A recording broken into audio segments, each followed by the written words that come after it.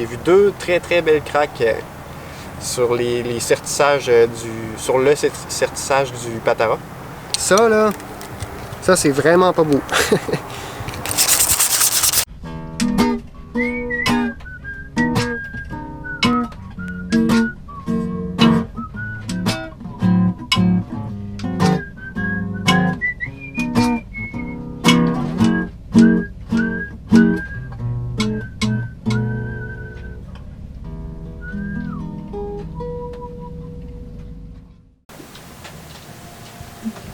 On est sur la fin de notre préparatif de voilier.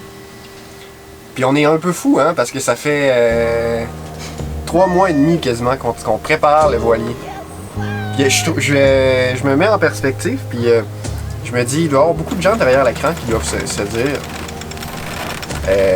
je sais pas, mais tu sais, probablement qu'il y a des gens derrière l'écran qui doivent se dire... Soit ils sont pas vite, ou soit ça avance pas, ou soit il y a plein de problèmes, ou soit le bateau c'est vraiment un petit chantier au point de vue littéral. Moi, la prise en main du voilier qu'on achetait cette année, je l'ai toujours vu comme ça, moi. De passer vraiment sur tout le plus de détails possible, puis de tout régler, tandis qu'on est en environnement contrôlé et contrôlable. Parce que ici on a Amazon. On a d'électricité, on a un établi, on a tout ce qu'on a besoin pour faire n'importe quel travaux. Amazon, n'importe quelle pièce que j'ai besoin, ça arrive entre 24 et 72 heures en moyenne. Puis ça, c'est énorme. Puis tu sais, considérant qu'on s'en va, nous, dans les Caraïbes, puis pour l'instant, l'idée pour la saison qui vient, c'est les Caraïbes, puis les Bahamas, puis tout. Mais de notre expérience dans les Bahamas, tu trouves quasiment rien. Quasiment rien des pièces que tu as besoin, de des choses techniques. Puis quand tu trouves quelque chose, c'est rarement le bon grade marin, c'est rarement la bonne affaire que ça te prend vraiment pour bien le faire permanent. Puis c'est vraiment plus cher, en plus. Fait que tu sais, le but en ce moment, c'est de tout essayer d'éteindre les feux qui pourrait potentiellement y avoir avant qu'ils apparaissent. Il va y avoir des feux on va devoir éteindre des feux quand même, mais de mitiger le plus possible. Moi, en fait, ce qui est arrivé avec le Galloway Bay, c'est tout le long, on était toujours en réaction. Mais là, ce que j'ai envie de faire, c'est d'être proactif, d'anticiper plus. C'est la façon de penser que j'ai envie d'avoir. Je pense que c'est la façon de penser qui est pour moi la plus logique, la plus sérieuse, la plus sécuritaire, Puis c'est vraiment la façon de penser que j'ai envie d'avoir pour ce bateau-là. Ben c'est ça, je pense que c'est la bonne... Pour nous, c'est la bonne façon. Considérant qu'une fois qu'on est parti des États-Unis, on a plus accès on a vraiment plus difficilement accès à des pièces, à des ressources techniques, à tout ce qu'on aurait besoin potentiellement pour régler des problèmes. Fait que c'est ça.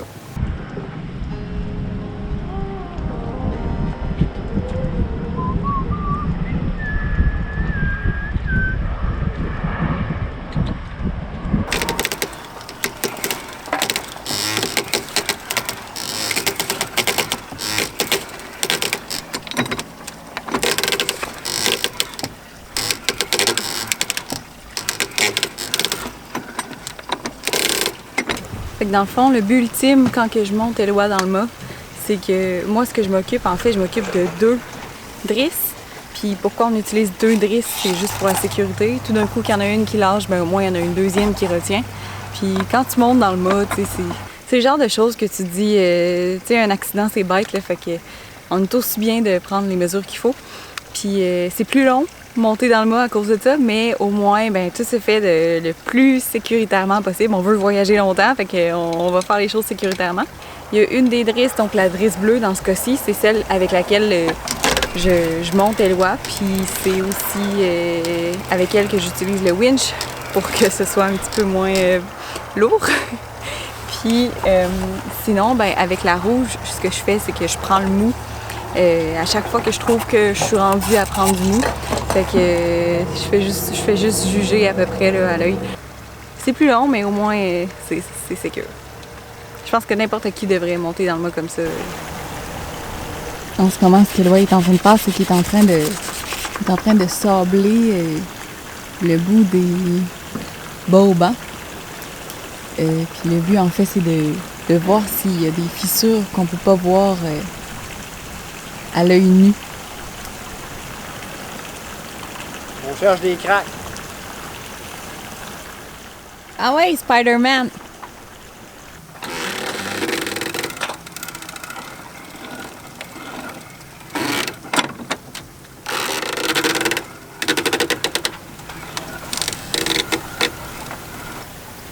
Il y a un oiseau sur le top. Il va venir te chasser. Je pense qu'il m'a lancé une graine tantôt.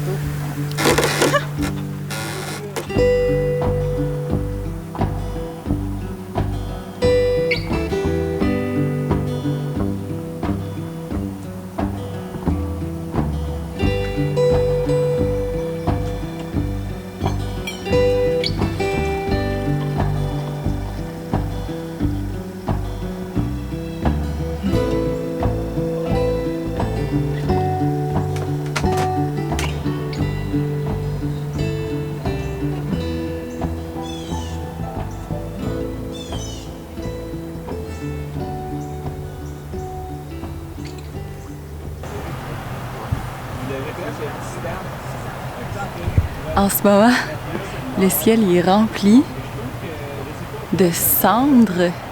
C'est comme des morceaux de cendres. Et je sais qu'il y en a un qui...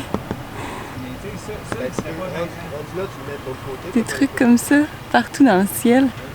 Puis partout sur notre pont aussi. Et c'est à cause que... ici à Indiantown, ils brûlent des champs de canne. Et plein de morceaux de cendres dans le ciel qui tombent. On dirait qu'il neige. C'est fou. Un fil à voir, c'est pas le genre là. Il va falloir qu'on lave ça.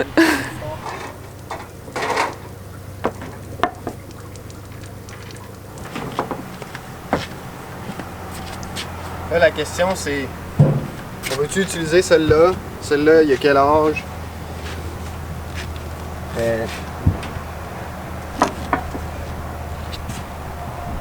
Il y a quel âge? Ça fait combien de temps qu'il est storé, twisté? Est-ce que ça, c'est pas bon? Est-ce qu'on veut faire ça pour 0$?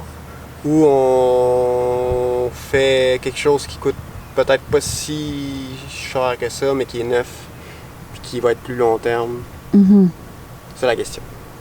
Mais moi, je viens de monter dans le... En fait, j'avais inspecté le gréement l'autre jour, le gréement dormant, puis j'avais fait tout sauf, on voit il y a une espèce de triangle sur le patara. Je viens de le faire, puis j'ai vu deux très très belles craques sur les sertissages sur le sertissage du patara. C'est ça la craque, le fitting principal qui est... J'étais même pas monté jusqu'en haut, j'étais juste allé comme debout sur le baume avec le harnais. Puis je voyais, tu sais, en hauteur, mais j'ai vu tout de suite ces deux craques-là, c'est eux les plus évidentes. Regarde, t'en as une ici, t'en as même une ici, ça c'est une craque aussi. Puis ça c'est une craque aussi. Ça là, ça c'est vraiment pas beau. Ça c'est une belle surprise ça quand même, hein? Ouais. Puis on s'attendait pas pantoute à ça. Ouais. C'est con ça parce que on n'avait pas le droit de monter dans le mât sur terre. Ouais. Question de responsabilité et d'assurance. Puis on a quand même, c'est quand même dans les premiers jours qu'on a été à l'eau que j'ai inspecté le gréement. Mais cette partie-là, là, tu sais, ce triangle-là, il est comme là. Fait que tu le vois vraiment de loin. Puis pour y monter, il faut que tu t'accroches après tu montes sur le baume, puis en tout cas. C'est quand même quelque chose de majeur à remplacer, mais le fait d'être ici nous aide à remplacer ça de façon rapide et efficace. Ça va y faire du bien. Je trouvais que le patara, c'était comme la partie du gréement dormant qui faisait un petit peu dur. Là. Que ça c'est vraiment cool en fait. Qu'on est chanceux. On est chanceux d'être ici puis que ça nous arrive là. Puis on va partir avec un bateau encore plus à la coche.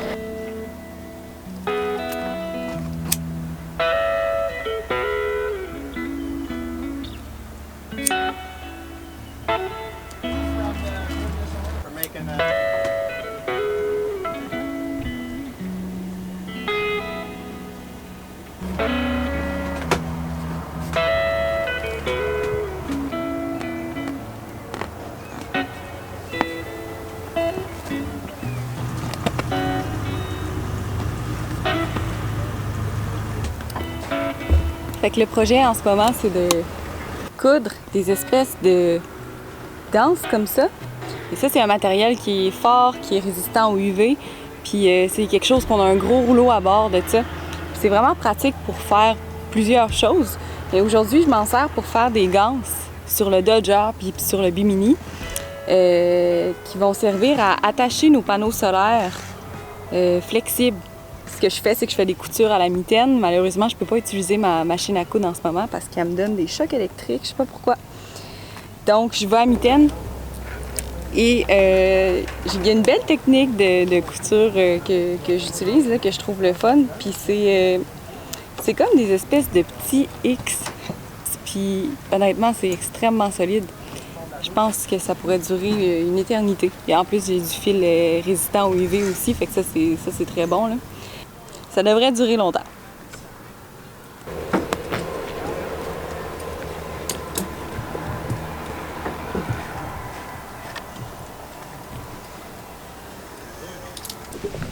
Ça, c'est les cutter pins qui empêchent les... ça, c'est le ridoir qui tient qui s'occupe de faire la jonction entre les câbles de stainless, les haubans, tout le haubanage et les cadennes.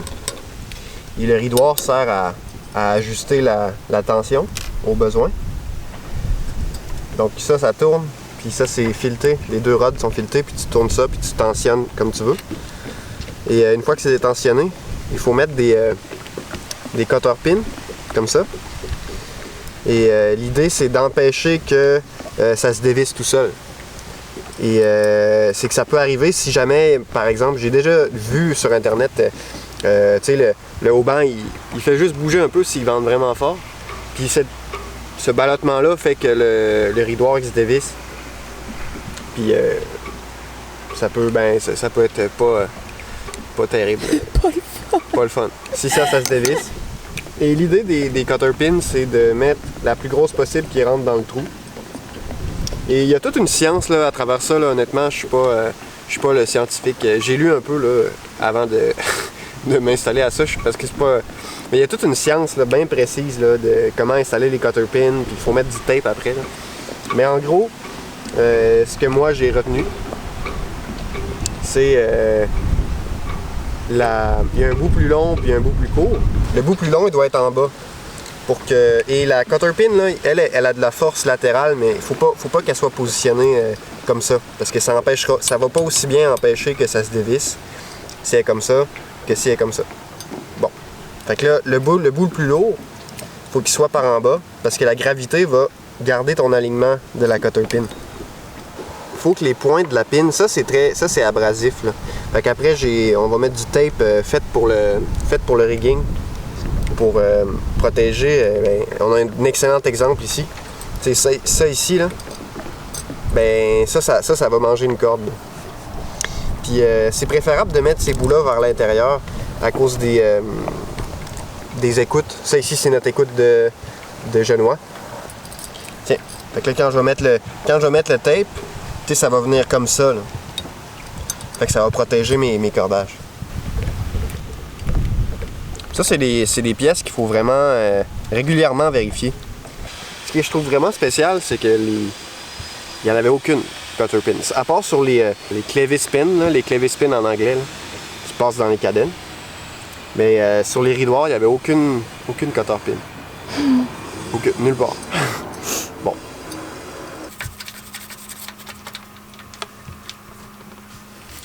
Ouais, j'aimerais ça qu'il soit bien propre. Parce que ça fait que c'est plus facile de voir si jamais tu as une fuite d'huile ou si tu as une fuite de liquide refroidissant ou une fuite d'eau. Ou, tu sais, c'est plus facile de voir qu'est-ce qui se passe quand le moteur il est propre. Puis aussi, c'est beau, c'est satisfaisant. Puis, encore plus, ça fait que tout ce que je fais en ce moment, j'essaie de nettoyer comme chaque raccoin. Ben, ça te fait vraiment la meilleure inspection possible. Tu vas vraiment voir s'il y a quelque chose, une craque ou, je sais pas, là, une fuite ou une connexion de lousse ou quelque chose. Ouais, en ce moment, je le nettoie avec du WD-40. Après, ce que je vais mettre, c'est que je vais y mettre ça en un film. Juste un petit film appliqué avec une guenille. Une guenille. Je sais pas si... mais... un torchon. Un torchon, ouais. Puis ça, c'est une graisse qui laisse un film permanent, en fait. Le WD-40, ça finit par s'évaporer, puis ça s'en va assez facilement. Tandis que ça va laisser un film gras permanent. C'est pour protéger de la corrosion. C'est cette graisse-là que j'utilise pour tout graisser l'intérieur du moteur hors-bord.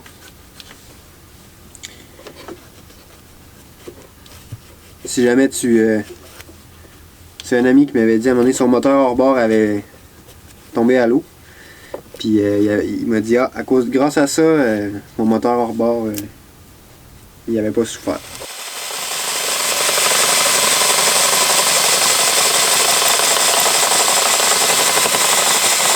En nettoyant le moteur, et bonne chose que j'ai nettoyé le moteur. Bon cas, parce que je me suis rendu compte que le filtre à air, ça c'est le filtre à air.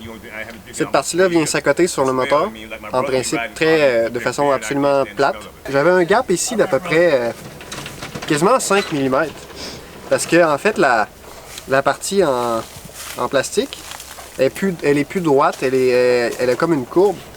Ce que je suis en train de faire, c'est une plaque qui va faire que ça va pousser sur la partie plastique. En théorie, ça devrait rendre ça bien douette. Bonne fête, mon amour! C'est bizarre ma voix. Hein? Merci. Ouais, c'est ma fête aujourd'hui. J'ai 24 ans. 24 ans, toutes mes dents.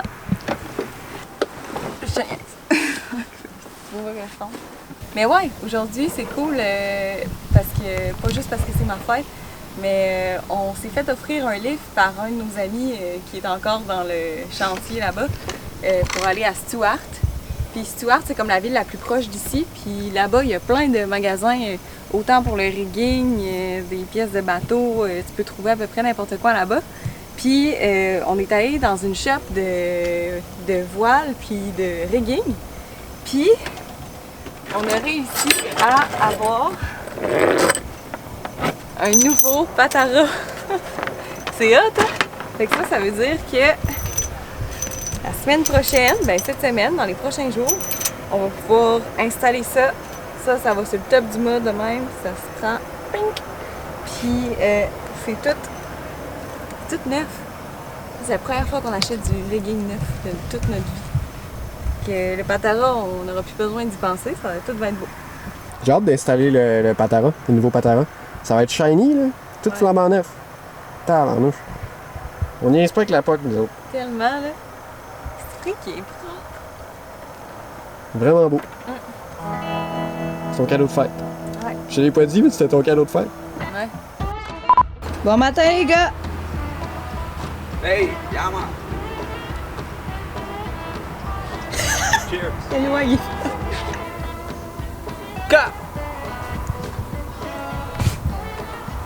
Ouais, j'ai trouvé des affaires, des bouchons de bière.